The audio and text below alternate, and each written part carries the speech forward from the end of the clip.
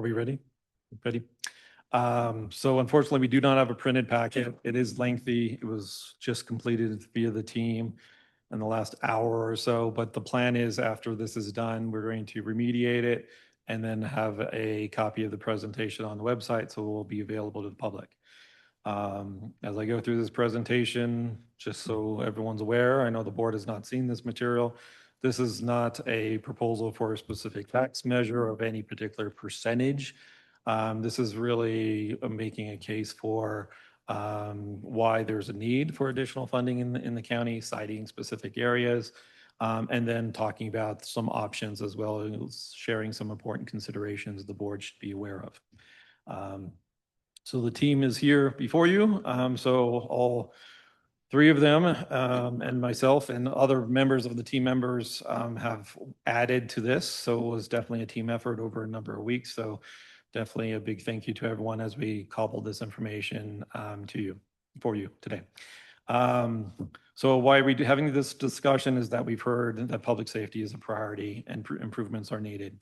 Talking about road safety, more patrol, mitigation, emergency management, and that we all have heard, and the commissioners are definitely well attuned to the need that has been raised in the public about additional funding and additional need for public safety throughout the community.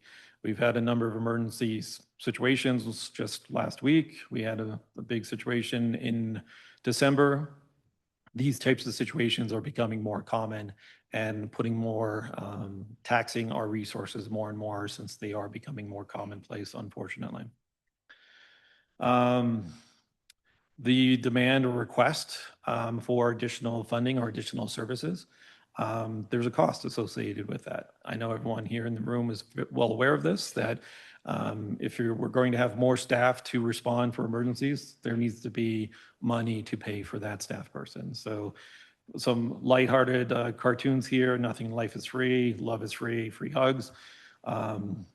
My daughter in school had a wonderful math teacher who referenced that it's not magic, it's math. So it's really how we can compute the numbers to satisfy the needs in the community. And the sandwich isn't free. If you want the sandwich, you would actually have to pay for the sandwich. So this is a high level expenditures from the general fund. This is taken right out of the county budget. Looking at the overall general fund expenses, $30,199,000. Large portion of that is $5 million for the sheriff's office, specifically just the patrol division, followed by facilities, as the board's well aware of the capital cost, and then detentions costs. I can always circle back on any one of these, but I know the board's well aware of it. So that's only of the general fund, and then reflecting all the other specified funds, Public Works Fund, the Human Services Fund, a Library Fund, Solid Waste Fund, Public Health Agency Fund, Lodging Tax Fund, and Conservation Trust Fund. The overall expenditures for 2026 are $39,280,000. Again, just providing some context here. Again, we have a lot of information to share, so we're going to kind of tag team this. These are the general buckets that we're looking at. So there's 4 general buckets. I would just ask that you hold questions within each particular section. If we waited until the end, that would be too long. The 7 areas that we're going to be covering is community priorities, current revenue sources, demand on public safety, increased funding opportunities, other considerations, possible ballot language, and next steps. First area is community priorities, and I'll have our community engagement officer take it from here. Okay, so you already heard some of this in the previous presentation that Jerry shared, but we, as you probably remember, we did a quality of life survey last summer, and over a little over a month, we collected detailed data from our residents. And the things that came to the top of the quality of life, the attractiveness, was sheriff, first responders, and safety. So there was a lot of strong support, but there is concerns about staffing, response times, and emergency services, as well as a need to maintain service levels as demand grows. And also, fire protection and mitigation was also seen as attractive in this county overall, but also concerns about staffing and resources. One thing that came up as a huge area of concern was road conditions. And the priorities there were improved grading and drainage, address road base, not just surface repairs, and maintaining smaller rural roads and culverts. And then on the next slide is that there was another question, but it kind of reiterates the same things. There was another question about where do we need additional resources? And three of these things popped up again, which is road maintenance and infrastructure, fire protection, wildfire mitigation, and sheriff and first responder staffing and resources. There's two others that kind of fell in between there, but no.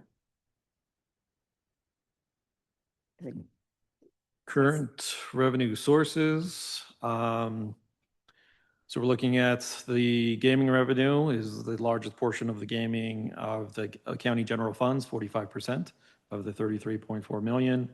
Intergovernmental is the next area, grants from and state funding, about 22% of the budget. Tax revenue, property taxes, another amount to 19% of the county budget, 6.2 million. Other license insurance fees, 14%, 4.8, and the county has no sales tax. Area government expenditure comparisons. You can see the mill levies for jurisdictions around Gilpin County in and out.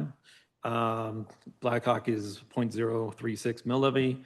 Gilpin County is 9.838. Central City is 9.631. Gilpin RE1 school is 9.437 and Timberline is 9.359. Sales tax is collected in both of the cities. It's a rate of 6%, and then lodging tax in the cities and the county at different ratios. You can also show the overall expenditures. You can see the overall expenditures of each of the jurisdiction. City Blackhawk expenses, 65 million, Gilpin County, 35.7 million, Central City, 11 million, just over 11. The school, just over 8, and then Timberline, just over 3 million. Of the 35.7 million.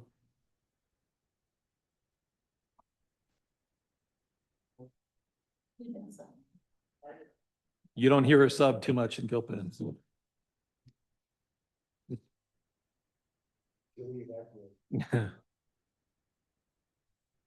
So of the 35.7 million, these are the general services, high-level services that they pay for.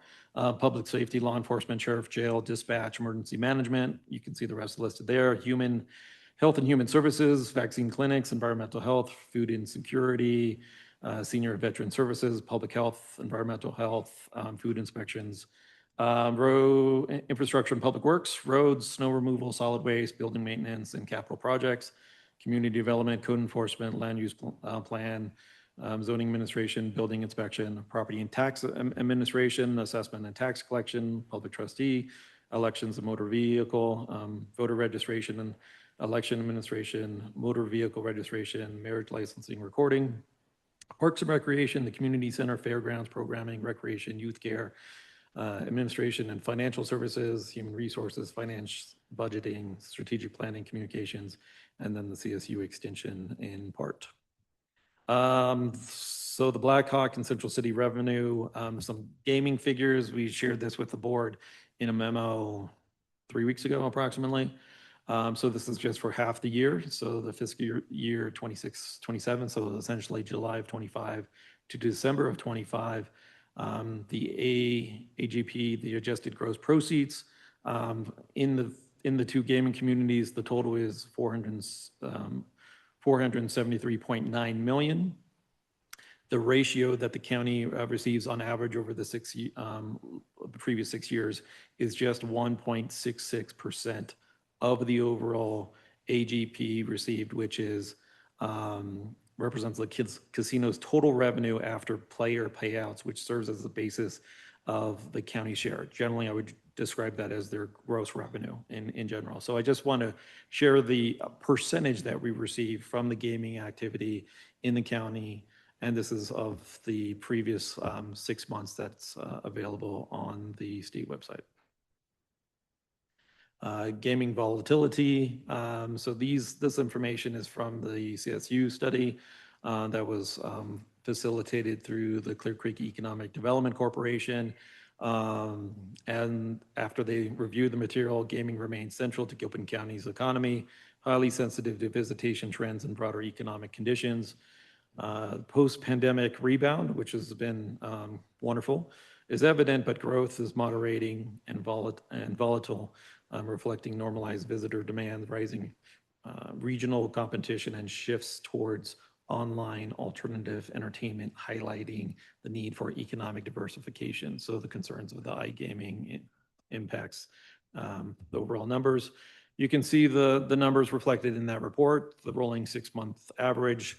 Generally, what you're going to be seeing is that the trend is up after the pandemic, but the 6 months, basically from July to December, is the peak times, and then from January to June, it's not as productive. But the overall trend you can see is it's starting to level out for gaming numbers in Blackhawk here.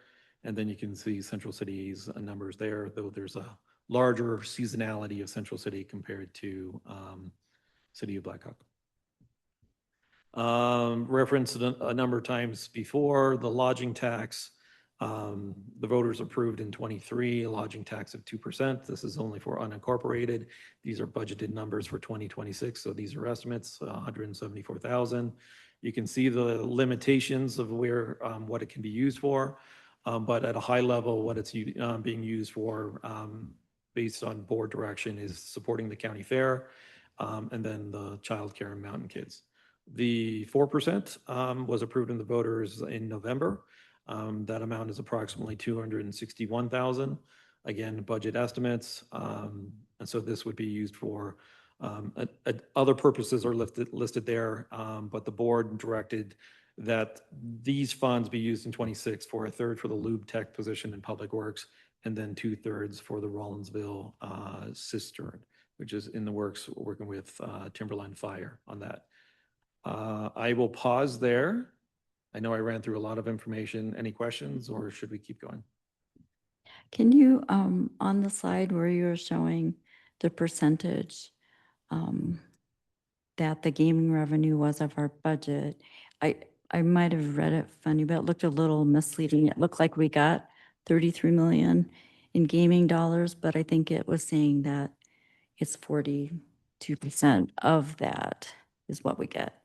Because I think sometimes the public thinks we get much more than we get because of the formula set up by the state. So on this one, the portion that we would receive, if this is the right. Back farther. Back further. It was in the beginning. I think it's sure. Sorry, let's wait. Sorry. This one. There, so it says 45% of the revenue, but then because it has that 33.4, it may look to somebody like that's how much we receive, which I think your intention is it's 45% of that. So if you're going to release this for clarity, it might be good to put the actual amount that we receive. Right, basically what the 45% is of 33.4 million. 15, do you have the exact amount? Yeah, 15. Could you just turn on your mic, just so everyone can hear that? Lorna, please. Thank you. 15,669,248 is what's budgeted for 2026. And that is 45% of the budget, just to clarify. I'm just pointing out that if someone only looked at this slide, Correct. they may not read it the way it's intended. And then on the slide where you talk about everything the county fund, because we do have interested people in the audience, can you talk about, unless you're going to talk about later, the things that we're required to fund because of statutes and the things that we have discretion on? Because there aren't many discretion. So we do have a slide of recent unfunded mandates, but we don't have a list of all the various departments or activities. So the obvious one that we are not mandated to fund is Parks and Rec in the community center, which is why that was shut during the pandemic. But there's very little other than that. That Senior services is not statutory Correct. mandated, but yeah, we do it because obviously it's a benefit. So on the lodging tax, we had, it was for the cistern, and so after the cistern is paid for, we can allocate those funds somewhere else, right? Absolutely. So each budget cycle, the commissioners would decide where the funds would go within the limitation that the voters approved here. And it's listed on that slide. So childcare, housing, tourism-related workforce, including seasonal workers, other employees working within Gilpin County, as well as public infrastructure maintenance and improvements for the 4%. And just for clarity, because we had the 2%, which included childcare, we can continue to fund childcare from the 2%. It's not done. It's not one and done, just in case someone reads it that way. Any other questions? Good questions. Thank you for clarifying. Demand on public safety. So public safety areas, fire risk mitigation, road safety, victim services, detentions, dispatch, patrol, emergency management, and Gilpin ambulance EMS. Fire risk and mitigation. So since 2014, the county has provided Timberline $388,941 for mitigation work. 200,000 of that has been in the last 2 years, as the board's aware of, approximately. And this is really an important figure that was shared from the sheriff's office. The high call volume to the sheriff's office of 26,369 fire-related calls just in last year, involving 102 structures, 19 wildland, and 308 smoke. That's a significant amount of calls. The calls are to the sheriff's office dispatch, not to the city of Blackhawk. To clarify, we have 2 dispatch, but I think that's quite a surprising number for calls related to fire-related calls. Key mitigation needs, fire mitigation along county roadways, egress routes, development of cisterns for firefighting, evacuation planning, emergency preparedness, support for Timberline fire resources and staffing, and the goal is to reduce the risk, improve response, and enhance community safety. Road safety, top concern for the residents, road maintenance and infrastructure. Specific issues highlight maintenance of smaller rural roadways and culverts, better grading and drainage, fixing road base, not just surface issues.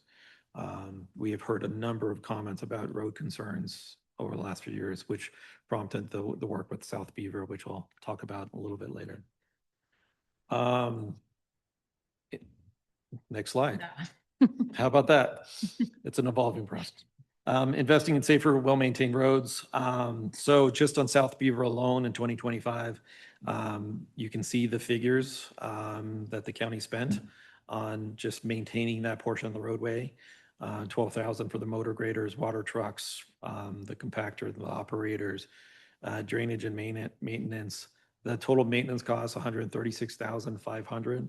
And then we're add on to that the engineering cost for work on the engineering work on South Beaver last year, 201,807. That overall plan will be completed in May. The project estimate for completing that roadway is $7,520,493. The road length is 4.3 million, and the cost per mile, we've talked about potentially looking at it in phases. Originally, we were floating around $1 million, but it's looking like from the estimates, it's going to be $1,748,952. And as the board's well aware, those are prices now. And if you wait 5 years, 10 years, then those prices increase over time.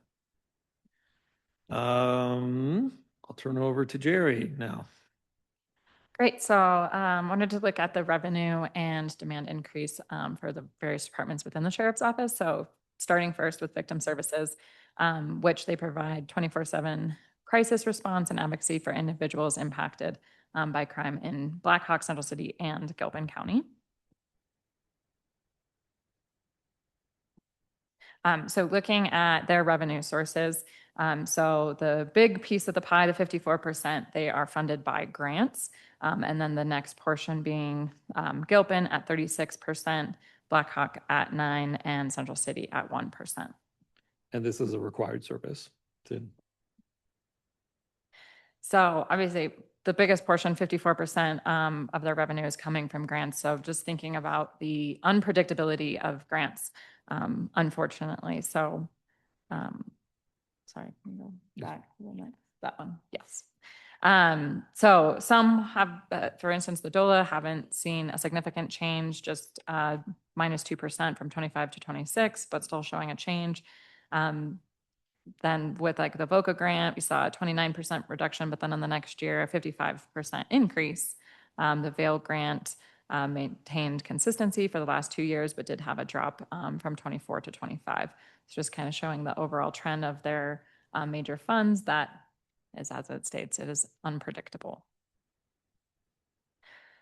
But with that, their demand is increasing. So you can see from the total number of cases from 23 to 25 has gone up 642, 721 in 2024, 819 in this past year. And the percentage of those cases that are gaming are the majority. So for just 2025, 71% of all of their cases were gaming related cases. And yeah. Good. That's okay. Okay, and then focusing on detentions, so similar data for their revenue and demand. So largely funded by Gilpin at 77%. They do also receive some grants, 22%, and 1% is from fees and services. So looking at their, again, the volatility of their grants, the DOLA has decreased the last 2 years, 9% from 24 to 25, 16% from 25 to 26. We did see a dip in court security. Unsure yet we'll be applying for that grant here shortly. And then similar with the JBBS grants, saw a dip from 24 to 25, but then an increase from 25 to 26 of 45%. And again, to remind, 22% of their revenue does come from grants. So then looking at the number of inmates that they reported, so showing from 23 to 25, 589, up to 857 and 24, 895. And then similar to victim services, the majority are gaming related. At 77% of the inmates are gaming related. And looking at the increases, there's a huge jump just of total number of inmates from 23 to 24, but still a pretty steady increase of 4% from 24 to 25. And then listed here, you can also see it's not of number of days of gaming, of the gaming related inmates are totaling over 9,000 in 24 and 8,000 days in 25. And then looking at dispatch. So the majority of their revenue, again, is still coming from Gilpin, do have grants as well. 15 for our combined grants, really, that we have 1% for the DOLA grant, Division of Gaming, 1%. We receive 3% from Central City, and then 15% of the revenue would be from contributions, would be the next largest percent after Gilpin. Quick question. The 30,000 from Central, is that part of our IGA? Was that extra? No, I don't believe it's part of the IGA. No.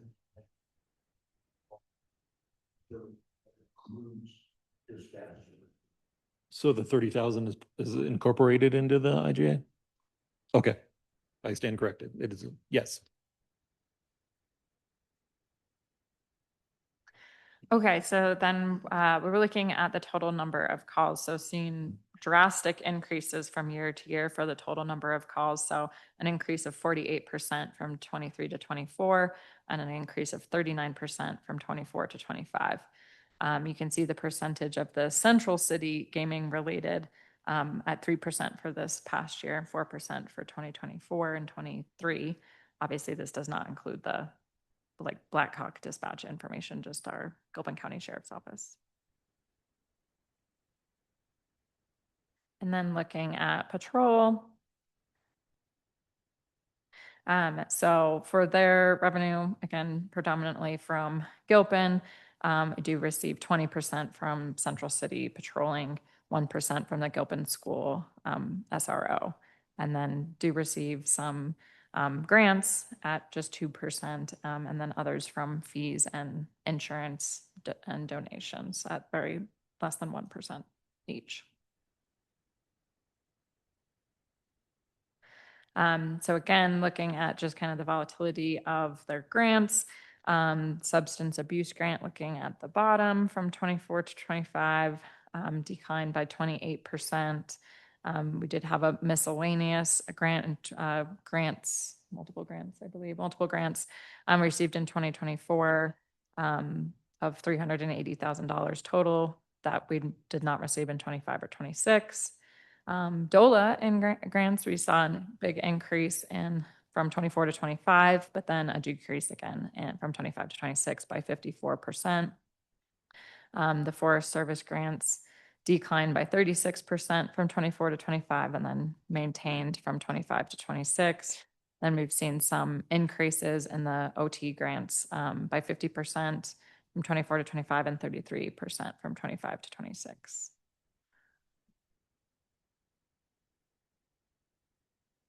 And then lastly, looking at emergency management, or not lastly, second to lastly, looking at emergent management. So for 2026, emergency management isn't currently funded or is currently funded 100% by Gilpin County.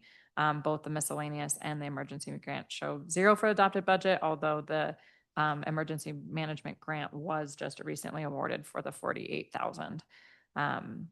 And so with that, looking at specifically at that one from the bottom of the chart, there was though a 30% decrease from 24 to 25. Then it has maintained for the last two, from 25 to 26. Some of our other grants are new and saw a big increase. And then as I mentioned, with those miscellaneous grants, we're no longer receiving them, so saw 100% reduction. Okay, thank you, Jerry. Sorry, Greg. Should have warned you, you were included in this. Should I pause there? Do you have any questions? I don't have a question, but it's more of a statement that because these are required by state law, all these things, if we didn't have the grants, because I know sometimes there's public sentiment, why are you using grants?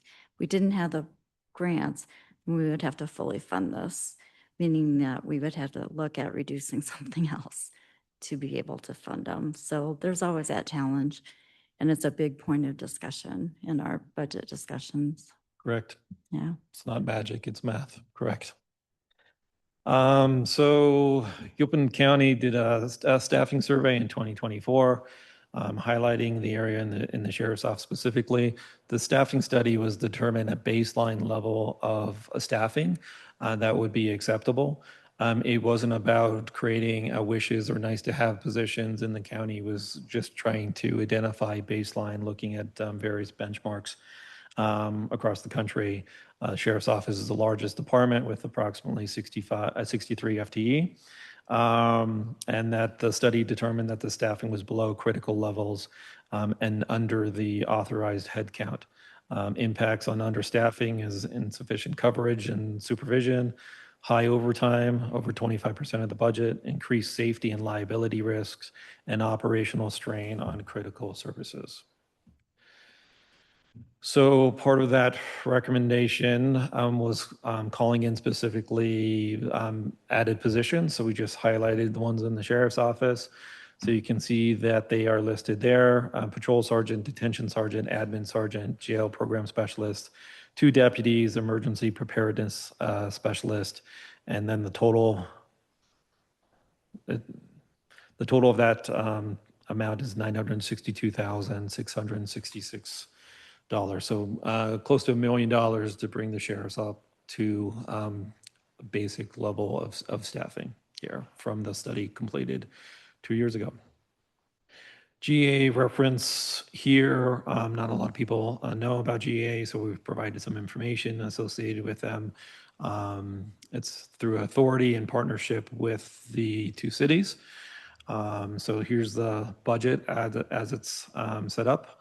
I'll highlight that they do receive some money from insurance and Medicare. That amounts to about 25% of their overall budget.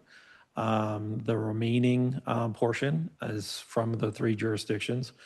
You can see Gilpin County's portion is 22%, Blackhawk's 16%, though a majority of that is paid through the Silver Dollar Metro District, and Central City's 5%. The grant, which is the largest portion, the 31%, is through a gaming impact grant that only Gilpin County can apply for. The 2 cities cannot apply for that grant. So as the board's aware, the county applies for the grant on their behalf and then passes the funds through to the ambulance authority. If you count that grant and the county's contribution, that's half the budget for the ambulance authority. The other quarter would come from the contributions for insurance and Medicare, and then the cities make up the difference. So just wanted to highlight just so you're aware of that component as well. We did ask for the calls for the ambulance authority, so you can see they're reflected there. So there has been a 7% decline in the ambulance authority calls, which is good news. 61% of the calls are gaming related and 39% are non-gaming calls. So the recent unfunded mandates, thanks for updating the slide here. So as referenced earlier, the county, essentially a subdivision of the state, is required to do perform a number of duties required of us from the state, sometimes the federal government. So we've just highlighted a few here. So there's House Bill 21-1250 and Senate Bill 2217 requires body-worn cameras and then transparency associated with that. The next one is House Bill 21-1110 and Senate Bill 23-244 requires government websites and digital services to be accessible to people with disabilities. Then we have the CORA, the Colorado Opens Records Act, which facilitates transparency of government actions for the public. And then Senate Bill 25003 requires safety training, a card to purchase semi-automatic firearms that was approved last year. So some cost estimates associated with these bills. So the first one, the body-worn cameras, technology costs of the various programs we needed in order to ensure our digital material is accessible, to approximately $26,460. Staff, there was a dedicated staff to address the cameras as they came in, index them, categorize them, whatever they do, but it takes a full-time person to take care of all this film. It's a massive amount of data, as you're aware from speaking with the district attorney. It's $96,000 for that staff person, including salary and benefits. Digital accessibility involves, there's basically a team across the county involved in it, at least 9 employees. They're primarily facilitated by our community engagement officer. Hours worked, estimated to be over 1,250. Estimated costs, 44,000 approximately. CORA compliance, primarily involving the paralegal, though it involves various staff for researching and pulling data across the organization. The first hour essentially is free, but it still takes time to pull all this information. Approximate hours worked, 470, potential cost of all the CORA requests. And they're growing of approximately $31,200. And then the firearm purchase requirement is there as just as reference. So we'll be closely monitoring costs as we get costs from that recently adopted bill. I'll pause there. Any questions, comments? Only that's a subset of the county impacts. We were just looking at recent bills. Like we could have, the slide shows long enough, so we left it at where it was. Increased funding opportunities here. So here's our various buckets so that you're aware. First one is fee adjustments. Really, there's nothing with the fee adjustments, no particular slide, because we regularly bring forward recommended fee adjustments based on market forces, demands to pay for services throughout the throughout the county. We have the comprehensive fee schedule for all the various departments. You're going to be considering the one for public health on Tuesday. But we're always looking at fees to offset costs on a regular basis. So just highlighting it, that it's there, that we're constantly working on it.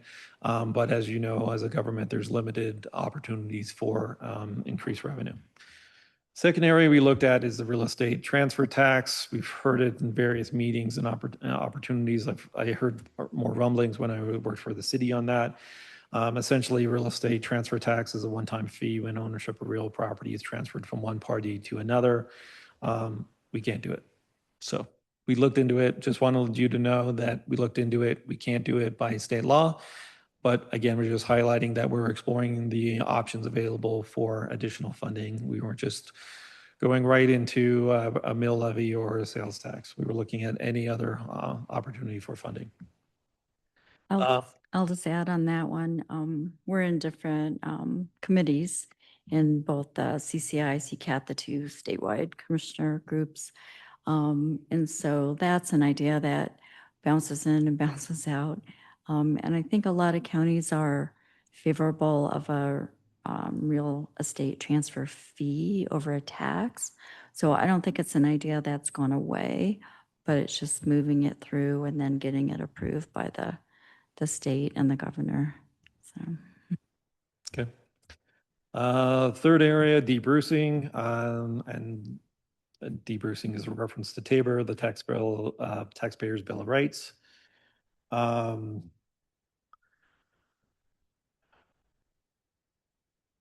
Essentially, this allows the county to retain taxes that it would normally receive from the mill levy versus refunding them back.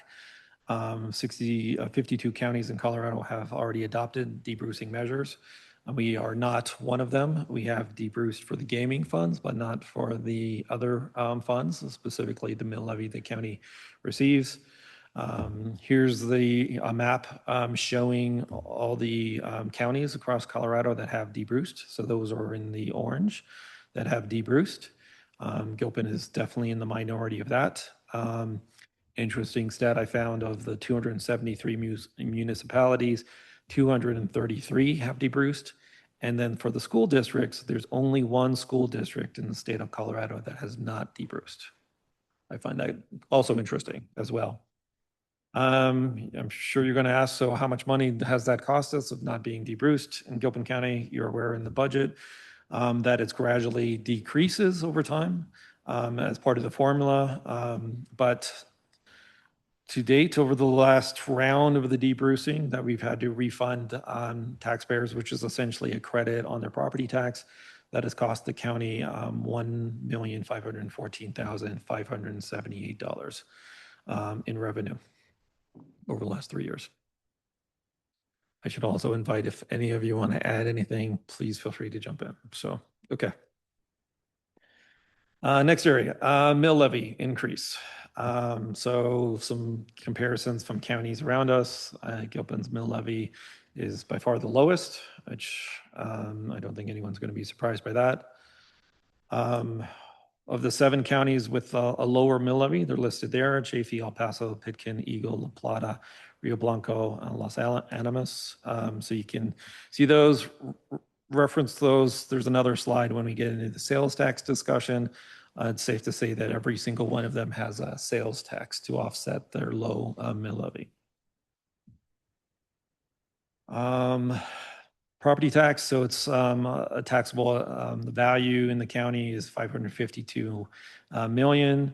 So if we're looking at 1 mill approximately, and there's a chart that's coming up next, it's 550,000 approximately. That could be additional revenue coming into the county. Again, the county's mill levy is 9.838.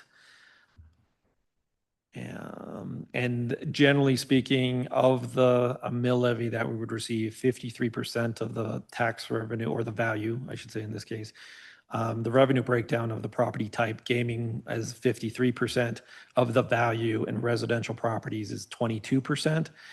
So gaming is 291,523,440. Residential is 1,020,000. 120 million.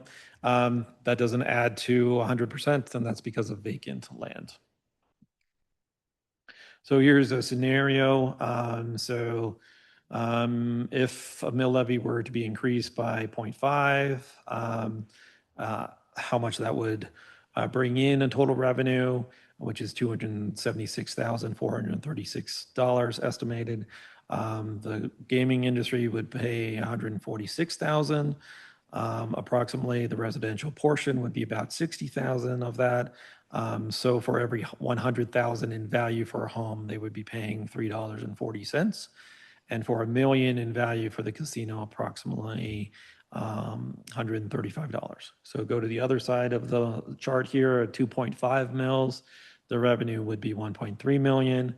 The gaming portion, approximately again, the 53%, approximately $732,757. Residential portion, $304,000.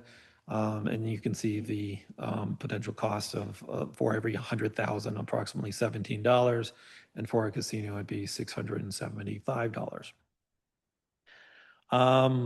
So this is an important slide to reflect what this really means without doing a calculation for the average person in the county. So let's say it's 1 mil, if we follow that row, 1 mil increase. So for a casino that has a market value of approximately $13 million, their increased tax bill, of course, these are annual, $3,250. The cost for a casino, a market value of approximately $104 million, their cost would be $26,000 approximately. And for the high-end casino, their cost would be $94,000. Yet the cost for a home, a average home is referenced 475, but obviously that changes depending on the market. But an average market home valued at $500,000, $500,000, they would be paying $34 more in taxes per year, just for your information. Sales tax. Any questions with mill levy before I jump into the sales tax? Yeah, are those figures all before Tabor, correct?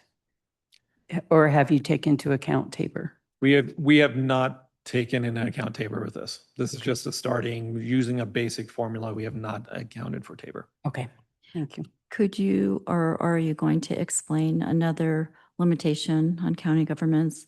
And that's the state 5.5% revenue growth that we can't go over. I mean, it's tied in with Tabor, but So I wasn't going to get in the weeds with the Tabor because Tabor is very complex. There's a formula associated with it.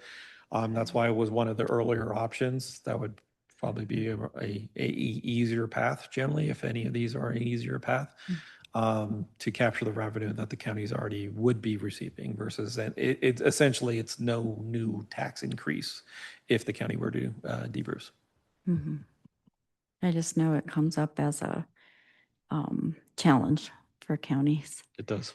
that we can't just grow and bring in more revenue. There's a cap set by the state. And because it increases that every year is why we're actually receiving more every year. In that chart, you can see gradually our percentage so every year the percentage that was refunded was less.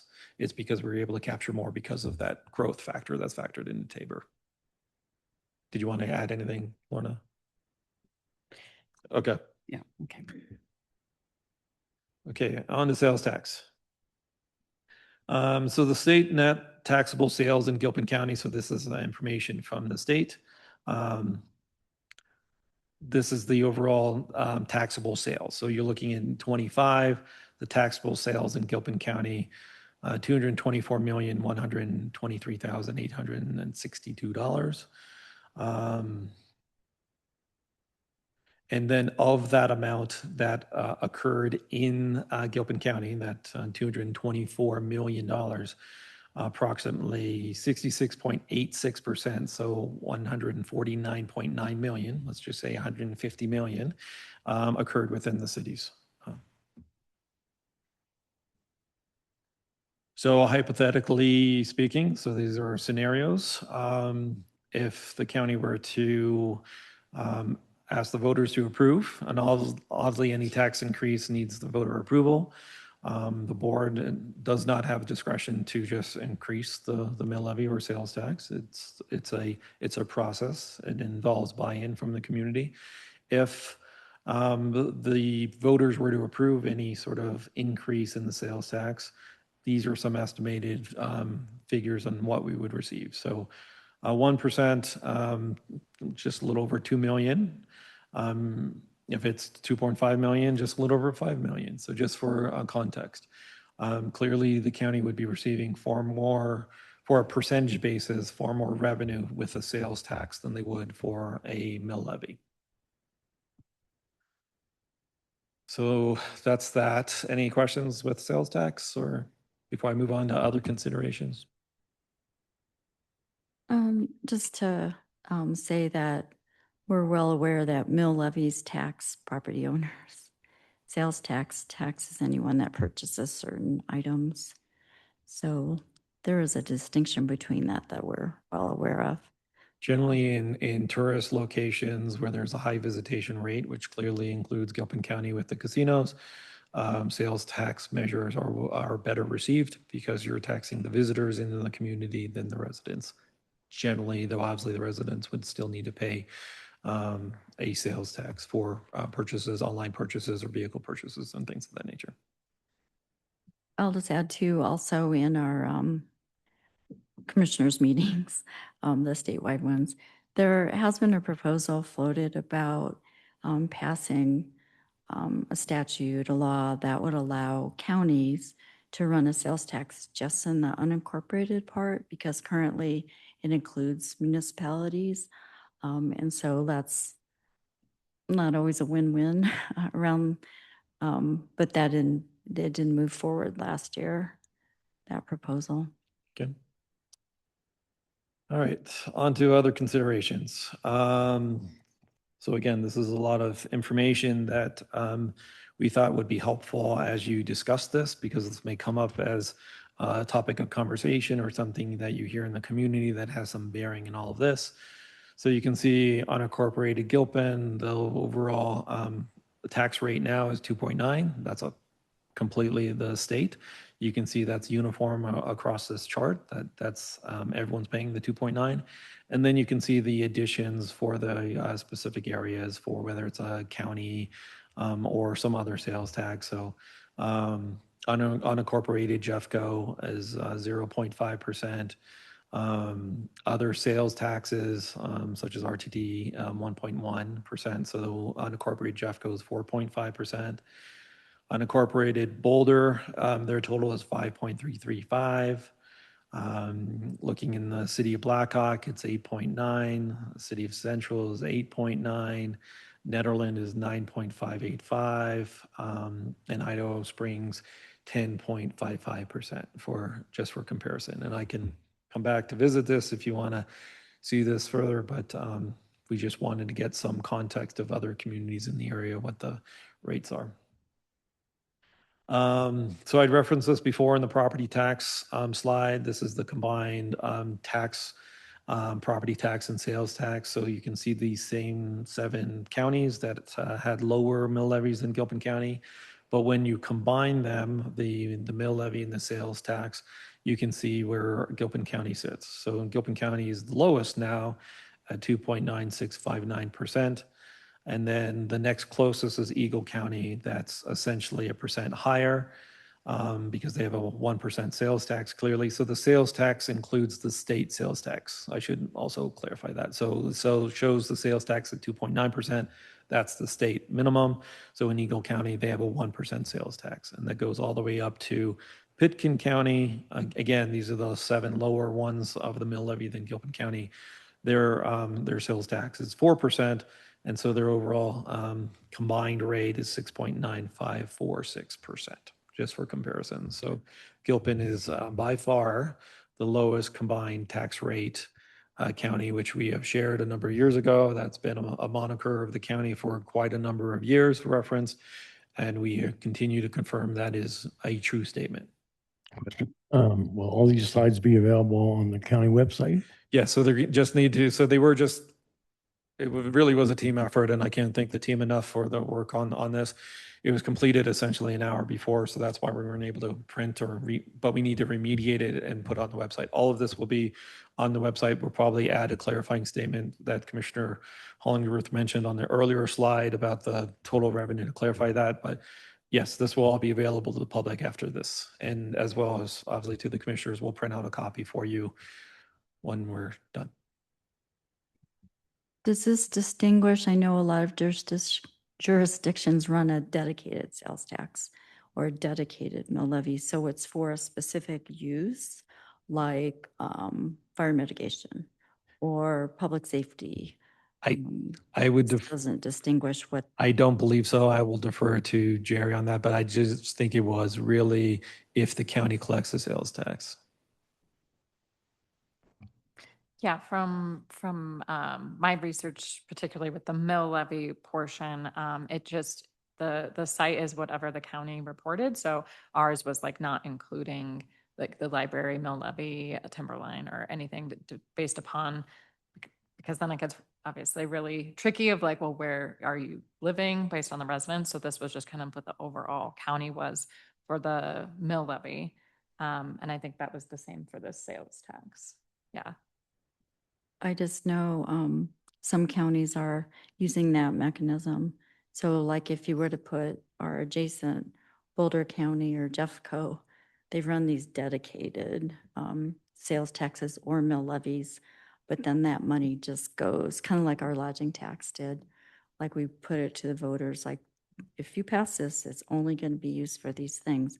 So I know there a lot of jurisdictions are running those based on their identified needs, which you spoke to earlier.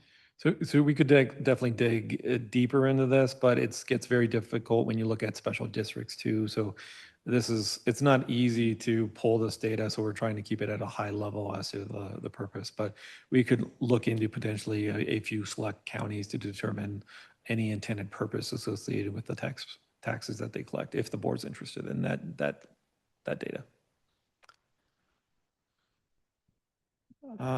Recent tax increases in the city. So we wanted to give some context here. So Blackhawk raised their tax in 2008 from 4 to 5.5% for sales in the educational tax. And then again in 2017 from 5.5 to 6 for sales and use tax. Central City raised their tax from 4 to 6% in 2019. I believe that specifically was for emergency services. That's a sales and use tax. And then Blackhawk raised its lodging tax in 2024 from 2 to 10%. And the board's well aware that that was partially intended to be used for the Gilpin County Community Center in exchange for Gilpin County not running a future tax measure. That of course was not accepted. So the city of Blackhawk has retained those funds for their purpose, and no funds have been remitted or will be remitted to the Gilpin County or the community center.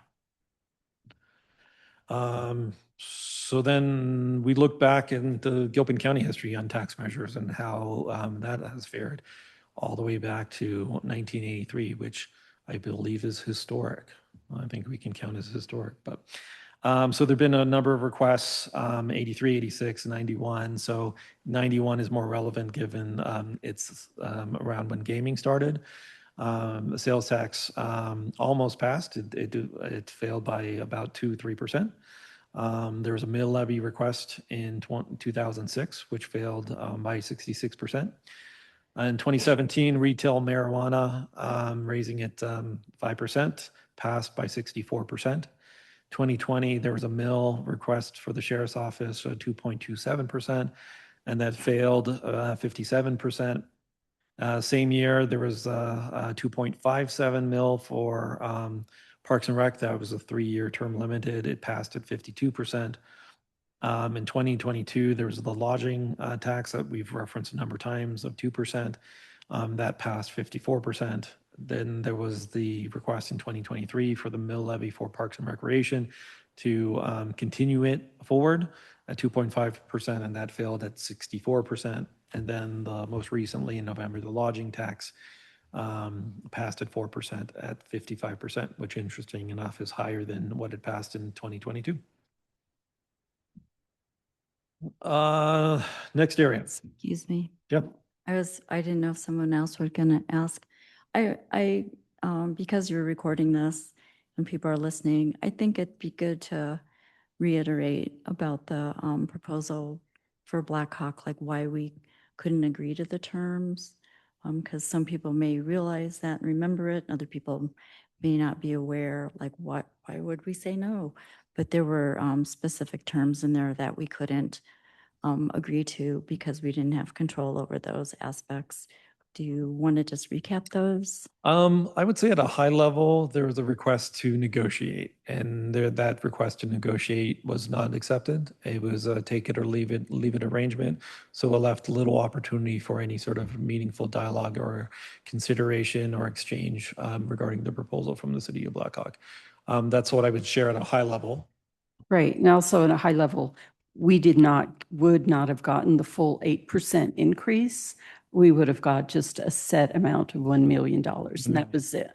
So, and then also on your history of tax increase requests in 2020, you also left off the library special district. So we specifically omitted the library because we're treating them as separate from the kind of the general fund because they have kind of this dedicated, they have a separate board, they have this dedicated funding. So in these numbers, we're really leaving off the library generally, but that's, thank you for adding that comment. So I know there were a couple other terms. There was their initial draft of the Blackhawk proposal was that we would restrict special districts from increasing their mill levy. That included a library, that would have included Timberline, but we as a county don't have any control or power over that because they are special districts, which means they're their own taxing district. So that was another reason we just couldn't agree to that term. We do have a letter. It's probably still on the website if anyone's interested of kind of the point by point, the commissioner's comments on that at that time. So we're still in like other considerations. So this one is still developing. So we have the Gregory Gulch Resort. As the board's aware, the city created a TIF, tax increment financing, which was established prior to the development going in place. So some information on the development on 600 hotel rooms, 1,000 slots, table games, mixed use, space including spa, retail, meeting, restaurants, 2,300 parking spaces, and over 2.34 million square feet. Because the TIF, tax increment financing, which basically locks the county's amount that we receive in place for at least 30 years, we are already starting to see the impacts of the development in Central City. In February alone, the Gilpin County received over $2,300 less than we would have received if the TIF was not in place. This overall development, we're looking at over $800 million in the development. So specifically looking at when the development is completed. So the 2,300 is really as they're working on the geotechnical and getting the final approvals through the city. The assessed value would be approximately $94 million with our tax rate, which excludes the library. The potential loss that we would be not receiving because it's in a TIF would be approximately $924,000 annually, or 27.7 million over 30 years. So it's important to reference that with the TIF that's in place in Central City and that development that's underway, I believe they're planning to break ground next month. We are not receiving the tax revenue, yet there still will be a demand on county services that we would be required to support. So just want to reference that particular aspect. Any questions? No? Okay. So the Blackhawk Educational Enhancement Tax, the EET. This agreement is really between the city and Blackhawk and Gilpin County School District, RE1. Since 2008, the school has received almost $19 million. The contributions in 2025, $1.85 million. The source, as referenced before, is the 1.5 sales tax and use tax, mainly targeting the casino patrons. Blackhawk residents are exempted for vehicle purchases. And the purpose is earmarked for classroom and educational programs, but not administrative support. So there's been a lot of talk about the agreement, so kind of bear with me because I think it's important to actually see the agreement and reference it. It's not that many pages. And so I have various screenshots of the agreement, and I have just kind of the highlights here.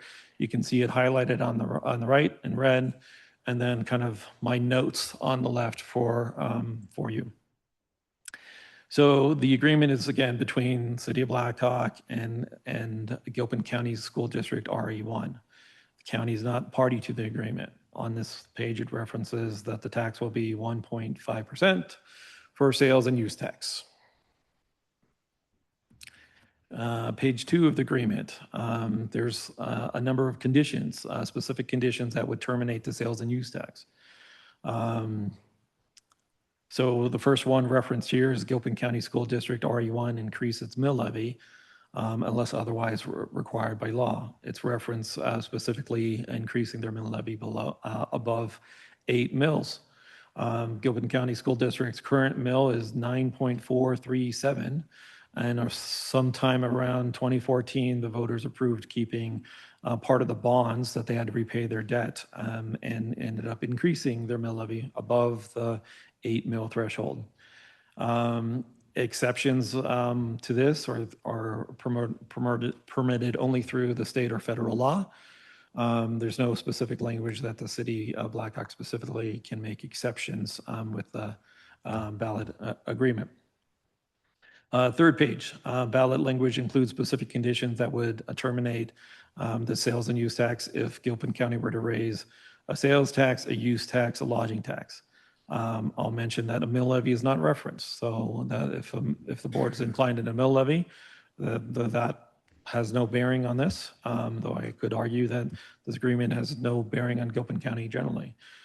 Gilpin County has already passed 2 lodging taxes, one in 22 and one in 25. Those are 2 specific areas referenced in this agreement that would cause the agreement to be terminated.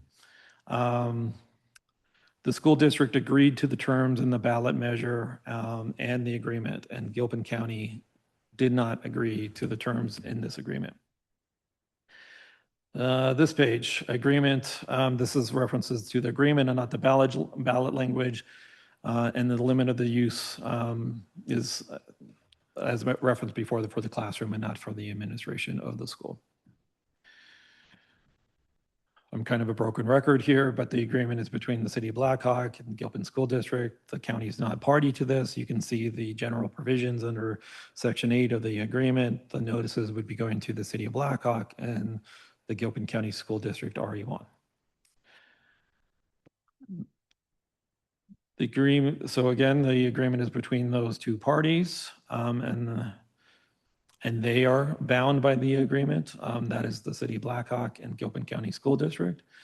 That the City of Blackhawk and Gilpin School negotiated this agreement. Gilpin County was not party to the agreement or involved in negotiating this agreement. The signature page on the agreement references a signature from the City of Blackhawk and a signature from Gilpin County School District. Again, no signature from Gilpin County in the agreement.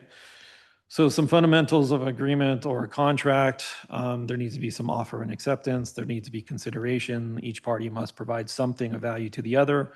Intention, parties must intend for the agreement to be legally binding. Free consent, consent must be freely given without duress, undue influence, uncertainty. Terms must be clear, specific, capable of being performed. Basically, I'm highlighting that the agreement is between the City of Blackhawk and the Gilpin School District. Gilpin County has no obligation, burden, association with this agreement, though it was contemplated in the agreement. Another agency cannot impose a limitation on another elected body, another governmental agency without their offer and acceptance, consideration, intent, free consent, and certainty. Important information here.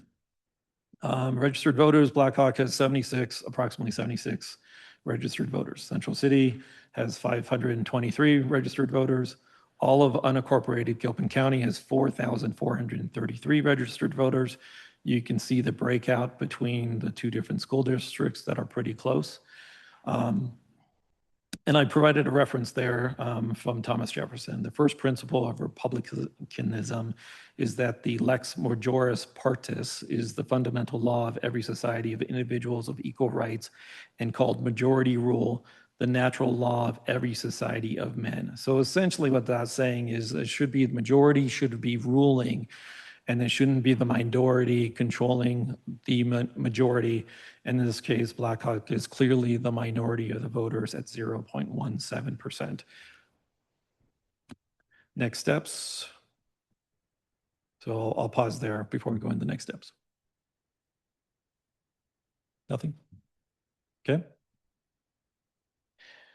So the timeline, if the board is interested in moving forward, that usually comes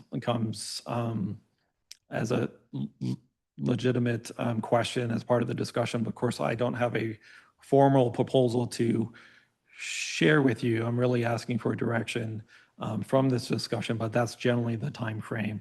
We have until September 18th to finalize the ballot. Certify the ballot on September 4th.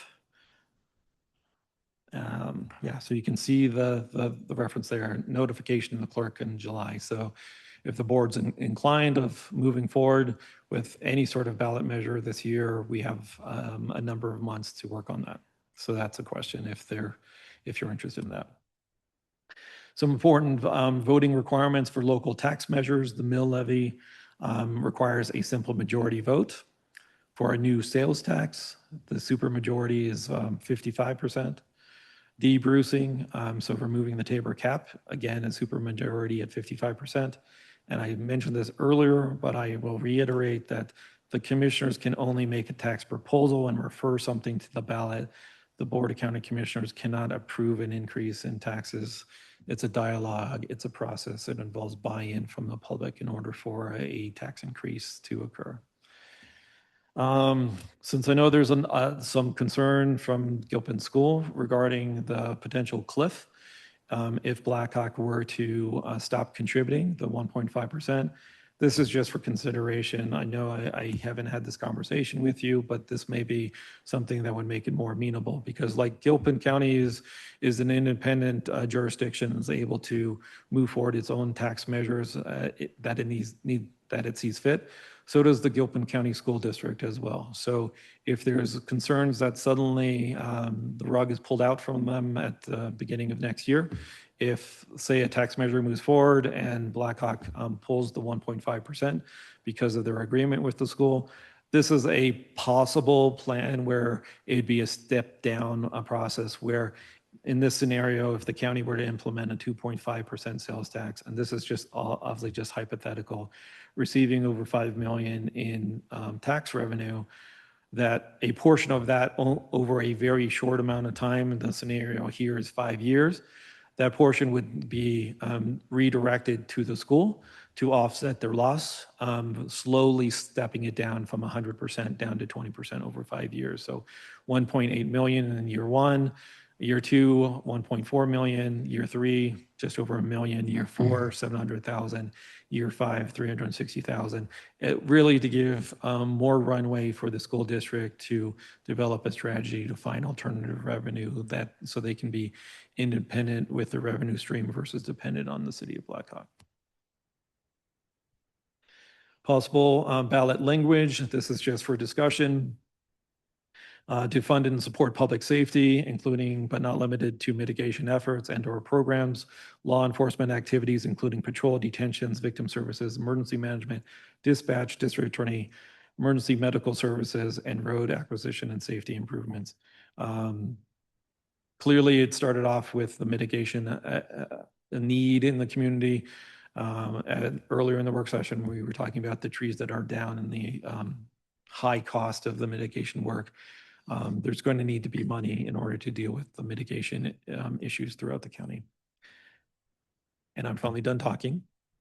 And this is really, we went through a lot of information, tried to give you as much resources, as much information as much as possible.